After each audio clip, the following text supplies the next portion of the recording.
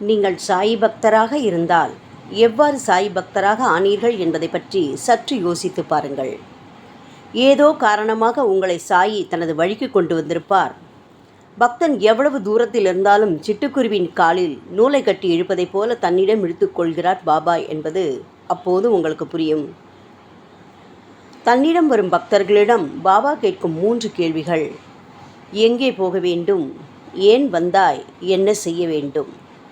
இந்த 3 கேள்விகளுக்கும் உங்களால் சரியான பதிலை கூற முடியுமானால் நீங்கள் அவரால் தேர்வு செய்யப்பட்டவர் என்பதையும் அறிந்து கொள்ளலாம். எங்கே போக வேண்டும் என்பது உங்கள் வாழ்வின் லட்சியம் என்ன என்பது, ஏன் வந்தாய் என்பது இந்த உலகிற்கு நீ எதற்காக அனுப்பப்பட்டு வந்துள்ளாய் என்பது, என்ன செய்ய வேண்டும் என்பது உங்கள் லட்சியத்தை அடைய நீங்கள் செய்ய வேண்டிய கடமை என்ன என்பது. இவ்வாறு பாபா கேள்வி கேட்ட பல பக்தர்கள் பற்றி அறிந்திருப்பீர்கள். அவர்களில் ஒருவர் சகுன்மேர் நாயக்.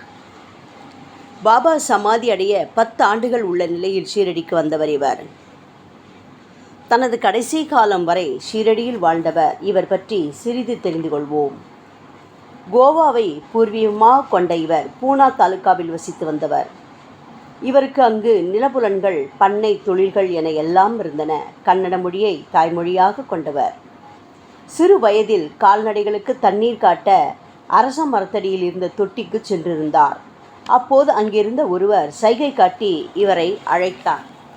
அவரது அழைப்பை இவர் கண்டுகொள்ளவில்லை.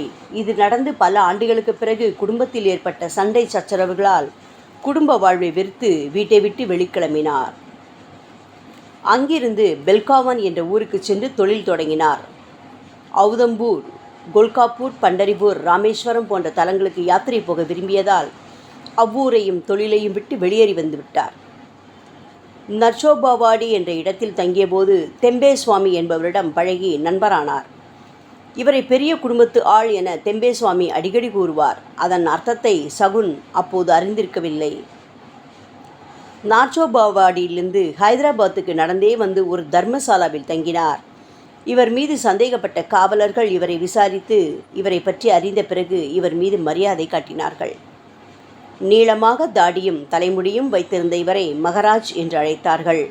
ஒரு காவல் அதிகாரி இவரை தன்னுடன் வைத்து கொண்டார்.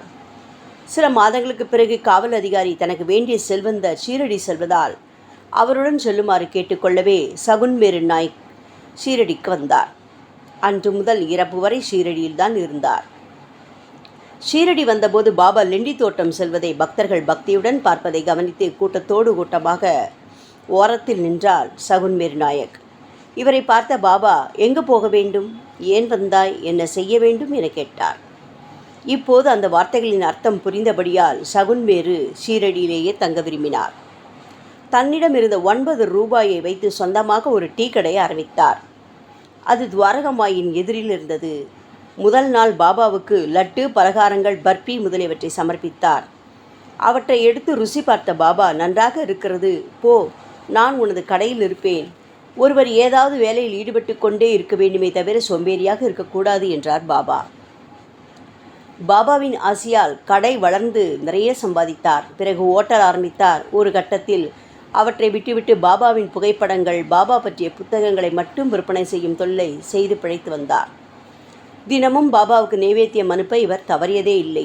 அவ்வாறே தன்னிடம் வரும் ஏழைகளை பட்டினியாக அனுப்பியதும் இல்லை. உத்தமமான பக்தராக வாழ்ந்து தனது 85ஆம் வயதில் ஷீரடியிலேயே காலமானார் இவர். ஒருமுறை பாபா இவரை அழைத்து சத்தம் போட்டார். நீ என் வார்த்தைகளை கேட்பதே இல்லை என்று பாபா போட்ட கூச்சலை மிகவும் அமைதியாக கேட்டுக்கொண்டார். சாவடி போன்ற இடங்களில் பட்டினியாக யாரோ இருந்து பாபாவை வேண்டுகிறார்கள். இதனால்தான் பாபா தன்னிடம் கத்துகிறார் என நினைத்து தேடி பிடித்து பசித்தவர்களை அழைத்து சாப்பாடு போட்டார்.